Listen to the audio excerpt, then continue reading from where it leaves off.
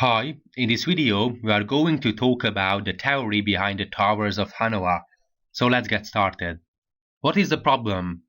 It consists of 3 rods and a number of discs or plates of different sizes which can slide onto any rod. By the way, this problem can be generalized, so we can use as many rods and as many plates as we want.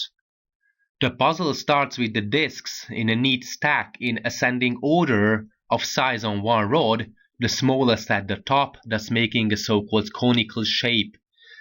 The minimum number of moves required to solve the Tower of Hanoi problem is 2 to the power of n minus 1, so it is order 2 to the power of n, which is exponential time complexity, very slow.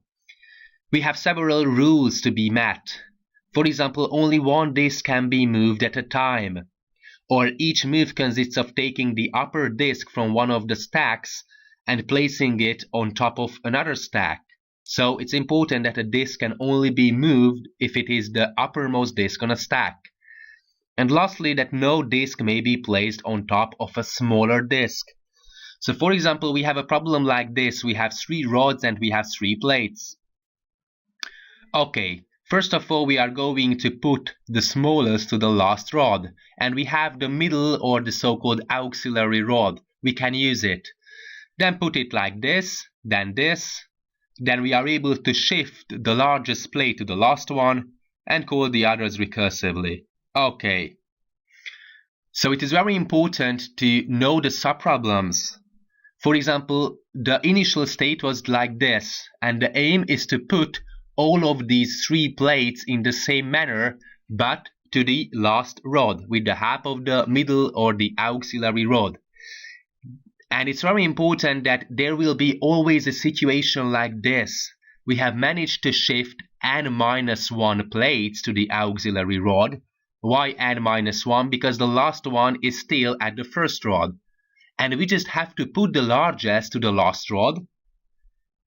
And then we have to put the plates from the auxiliary rod to the top of the biggest plates, but it is the same problem again, so we can use this method recursively. And of course, the auxiliary plate will be the first one. So in this situation, it is basically the same problem, but the auxiliary plates will be the first one instead of the middle one. And because the largest plate is on its place, on the right place, and all the other plates are smaller than this, we can consider it a subproblem because all the smaller plates can go to the top of the biggest plates. And because the largest plate is already in its place, it is like it is not there. So we can get rid of this kind of problem, and we are going to reduce the problem to a smaller subproblem. So that's why we are going to have 2 recursive method calls.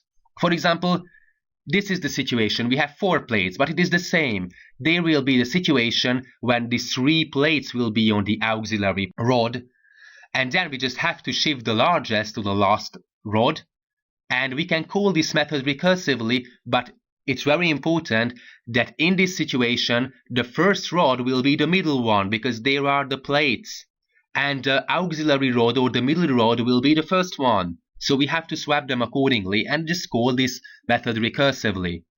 So that's all about the theory. Thanks for watching.